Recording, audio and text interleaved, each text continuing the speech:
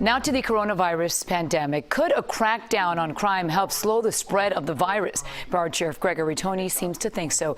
He touched on that and more earlier this morning. CBS 4's Karli Barnett is in the newsroom with details on what the sheriff had to say. Karli?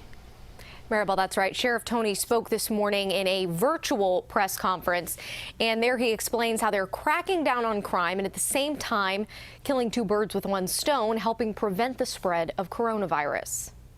Broward Sheriff Gregory Tony gave a virtual address Wednesday to let people in the county know if you throw a huge gathering, you will get busted. Where we had got to a point where 1,100 plus calls for service that came in through the sheriff's office related to these party calls. We also had things going on with an incident referred to as roving car clubs, where a large group of young individuals would unite, get out into different parts of the community, 20, 30, 40 plus cars, and congregate. It's part of an initiative the sheriff's office launched about 2 weeks ago, preventing these groups of 100 or more people.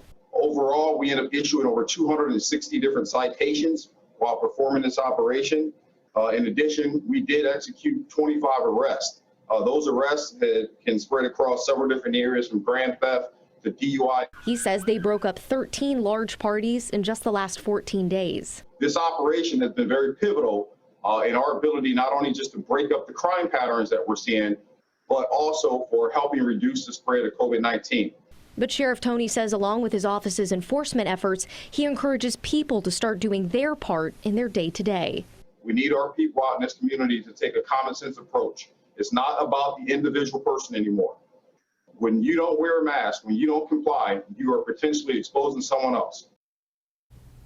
Well, some other numbers that the sheriff gave, he says 286 of their employees have contracted COVID, and they've either already returned to work at this point or they're still recovering. And he says that's about 8% of their workforce. 29 inmates currently have COVID-19, and that's out of about 2,900 currently in custody. He says they're quarantined away from everyone else, and they're following all the medical protocols.